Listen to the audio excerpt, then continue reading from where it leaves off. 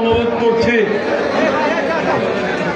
সৈয়দ ইমরান সালে প্রিন্স শরীফুল আলম গ্রেপ্তার হওয়ার পর ময়মনসিংহ বিভাগকে যে নেতা আন্দোলন সংগ্রামের নেতৃত্ব দিয়েছেন বিএনপির কেন্দ্রীয় নির্বাহী কমিটির সহ সাংগঠনিক সম্পাদক জামালপুরের গণমানুষের নেতা অ্যাডভোকেট ওয়ারেস সালিম মামুন ভাইকে বক্তব্য রাখার জন্য অনুরোধ জানাচ্ছি।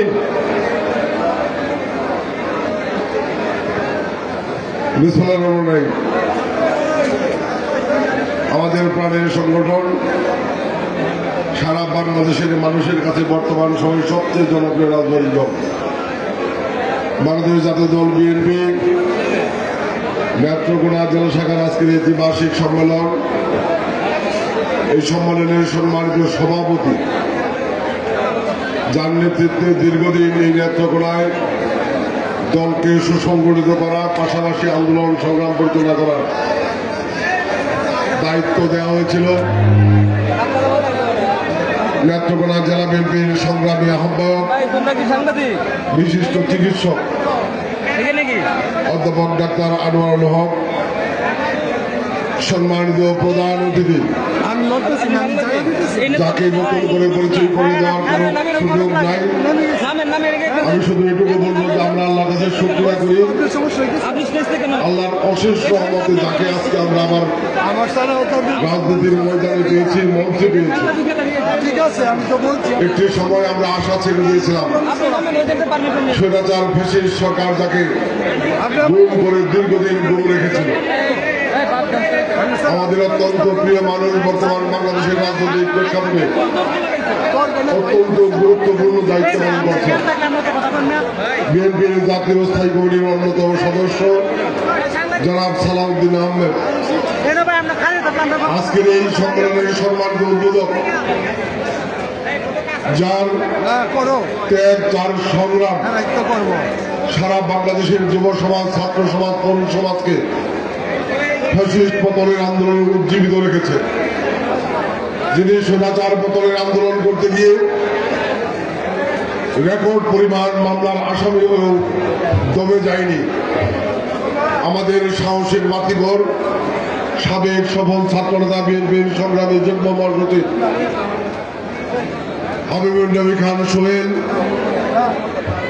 সম্মানিত প্রধান বক্তা যার নেতৃত্বে আমরা আজকে ময়মনসিংহ বিভাগের বিভিন্ন জেলা উপজেলা পৌরসভাগুলো সুসংগঠিত করে দলকে আগামী দিনের বাংলাদেশের জনগণের প্রত্যাশিত দলে পরিণত করার জন্য প্রাণ চেষ্টা চালিয়ে যাচ্ছে, যার নেতৃত্বে আজকে দীর্ঘদিন পরে এই নেত্রকোনা জেলা বিএনপির সম্মেলন ময়মনসিংহ কিশোরগঞ্জের কৃতি সন্তান বিএনপির জাতীয় নির্বাহী কমিটির ময়মনসিংহ বিভাগের দায়িত্ব নিয়োজিত সম্মানিত সাংগঠনিক সম্পাদক আমাদের প্রিয় মানুষ শরীফুল আলম, মঞ্চে উপবিষ্ট এই নেত্রকোনার কৃতি সন্তান যার কথা সবাই এক স্বীকার করে আমরা সারা বাংলাদেশের নেতা কর্মীরা বিগত ফ্যাসিস্ট সরকারের মিথ্যে দায়ী মামলায় আমরা যার দ্বারস্থ হয়েছি, যার সহযোগিতা পেয়েছি,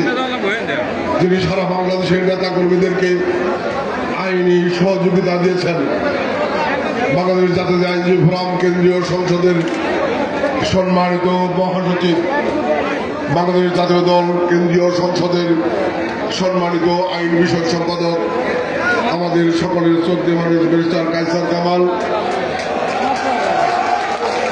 একটু আগে আপনাদের সামনে বক্তব্য উপস্থাপন করেছেন সাবেক ছাত্রনেতা, সাবেক যুবনেতা, বর্তমান বিএনপির জাতীয় নির্বাহী কমিটির ধর্ম বিষয়ক সম্পাদক আব্দুল বারী ড্যানি।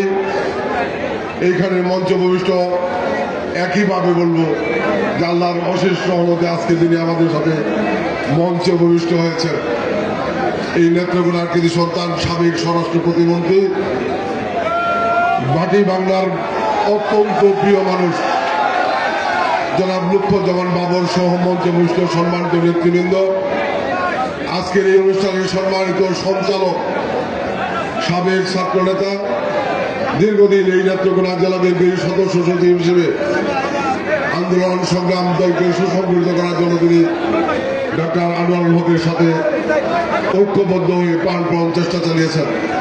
ডক্টর রফিকুল ইসলাম হেলালি সহ নেত্রকোনা জেলা বিএনপির সম্মানিত যুগ্ম আহ্বায়কবৃন্দ, বিভিন্ন অঙ্গ সহযোগী সংগঠনের সম্মানিত নেতৃবৃন্দ, নেত্রকোনা জেলার অধীন বিভিন্ন উপজেলা পৌর বিএনপির নির্বাচিত সভাপতি সাধারণ সম্পাদক সহ উপস্থিত প্রিয় নেতাকর্মী ভাই বোনের সম্মানিত উপস্থিতি, আসসালামু আলাইকুম। বক্তৃতার সুযোগ নাই, আমি আমার বক্তব্যের শুরুতে গভীর শ্রদ্ধা নিবেদন করছি এই জাতির মানুষ যাকে আজীবন শ্রদ্ধার উপরে স্মরণ করে। আমাদের জাতির বড় অর্জন, সবচেয়ে বড় অর্জন মহান স্বাধীনতা, যিনি স্বাধীনতার ঘোষণা দিয়ে, যিনি স্বাধীনতার যুদ্ধে রণাঙ্গনে জীবন বাজি রেখে সশস্ত্র যুদ্ধ করে নেতৃত্ব দিয়ে, যার নেতৃত্বে ৩০ লক্ষ মানুষের জীবনের বিনিময়ে, ২ লক্ষ মাবনের ইজ্জতের বিনিময়ে এই স্বাধীন বাংলাদেশ আমরা পেয়েছিলাম। বিএনপির প্রতিষ্ঠাতা চেয়ারম্যান, যার বীর সন্তান বীর মুক্তিযোদ্ধা শহীদ জিয়াউর বীরত্তম সহ সকল বীর শহীদদের আত্মার প্রতি শ্রদ্ধা নিবেদন করছি। স্বাধীনতার মূল মন্ত্র গণতন্ত্র। স্বাধীনতা পরবর্তী ৫৪ বছরে বাংলাদেশের বারবার গণতন্ত্র বিপন্ন হয়ে পড়েছে। সেই গণতন্ত্র পুনরুদ্ধারের সংগ্রামে যারা বিভিন্ন সময় আত্মহতি দিয়েছেন, আমি সকল শহীদদের আত্মার প্রতি শ্রদ্ধা নিবেদন করছি। প্রিয় ভাই, আমার বিস্তর বক্তৃতায় যাব না, আমাদের জাতীয় নেতৃবৃন্দ বক্তব্য রাখবেন। আমি শুধু বীরের সাথে একটু অনুরোধ করব, আজকের এই সম্মেলনটি নেত্রকোনার রাজনৈতিক ইতিহাসে, নেত্রকোনার রাজনৈতিক ভবিষ্যৎ পথ চলায় অত্যন্ত গুরুত্ব বহন করে। আজকে সেই দলের সম্মেলন, যে দলটি স্বাধীনতা পরবর্তী সময়ে বারবার বিপন্ন গণতন্ত্রকে পুনরুদ্ধারের জন্য সংগ্রাম করতে গিয়ে এই দলের হাজার হাজার নেতাকর্মী হত্যা, গুম, খুনের শিকার হয়েছে। এই দলের হাজার হাজার নেতাকর্মী মিথ্যে মামলা, জেল জুলুমের শিকার হয়েছে। আওয়ামী সন্ত্রাসী বাহিনী লুটেরাদের জুলুম নির্যাতনের শিকার হয়েছে। সর্বশেষ গত ১৭ বছর আমরা স্বৈরাচার পতনের মধ্য দিয়ে এই দেশে গণতন্ত্র পুনরুদ্ধারের আন্দোলনে আমাদের অভিসংবাদী প্রতি বেগম খালেদা জিয়া, আমাদের প্রিয় নেতা বিএনপির ভারপ্রাপ্ত চেয়ারম্যান তারেক রহমানের নির্দেশে নেতৃত্বে গণতন্ত্র পুনরুদ্ধারের সংগ্রাম করেছে। প্রিয় ভাই আমার, বেগম খালেদা জিয়া ২.৫ বছর অধিক সময় জেল কেটেছেন। তারেক রহমান ১৬ বছর অধিক সময় এই দেশ থেকে নির্বাসিত। তারপরে উনি দিন রাত অমানুষের মতো পরিশ্রম করেছেন এই দেশের গণতন্ত্রের পতন ঘটিয়ে একটি সুষ্ঠু নির্বাচনের মধ্য দিয়ে জনগণের নির্বাচিত সরকার প্রতিষ্ঠা করে গণতন্ত্রকে পুনঃপ্রতিষ্ঠা করার জন্য আমরা আল্লাহর কাছে শুকরিয়া করি। আমরা স্বৈরাচারের পতন ঘটাতে সক্ষম হয়েছি। আজকে গণতন্ত্র পুনঃপ্রতিষ্ঠার সামনের সময় এবং এই গণতন্ত্র পুনঃপ্রতিষ্ঠার মধ্য দিয়ে এই বাংলাদেশকে বাংলাদেশের মানুষের স্বপ্নের বাংলাদেশে আমরা নিয়ে যেতে চাই আমাদের নেতা তারেক রহমানের নেতৃত্বে। আজকে সম্ভবত কারণেই সারা বাংলাদেশের মানুষ বিএনপির দিকে তাকিয়ে আছে, যে এই বিএনপি নিয়ে বাংলাদেশের মানুষ স্বপ্ন দেখে আগামী দিনে বিএনপির নেতৃত্বে এই বাংলাদেশ উন্নত, সমৃদ্ধ, দুর্নীতিমুক্ত জনগণের বাংলাদেশ রূপান্তরিত হবে। এবং সেই উন্নত, সমৃদ্ধ, দুর্নীতিমুক্ত জনগণের বাংলাদেশ রূপান্তরিত করতে হলে আমাদেরকে যোগ্য, সৎ, সাহসী, জনবান্ধব, নেতা কর্মী বান্ধব নেতৃত্ব নির্বাচন করতে হবে। কাজেই প্রিয় ভাই আমার, আমি আপনাদেরকে আত্মহ্বান জানাবো, আজকের এই নেতৃত্ব যারা নির্বাচিত হবে আগামী দিনের সঠিক পথ চলা শুধু নয়, বিগত দিনে তাদের কি কর্মকাণ্ড ছিল সেই বিষয়টিও আপনাদেরকে অনুধাবন করতে হবে। দলের দুঃসময়ে যারা পাশে ছিল, আমি মনে করি তাদেরকে নেতৃত্ব নির্বাচিত করা উচিত। যদি এই নেতৃত্ব নির্বাচন করতে ভুল করেন, এই নেত্রকোনার জেলা বিএনপির নেতাকর্মীদেরকে খেসারত দিতে হবে, নেত্রকোনার গণমানুষকে খেসারত দিতে হবে। আজকে সেই সঠিক নেতৃত্ব তৈরি করার সুযোগটি আপনাদের হাতে দেওয়া হয়েছে।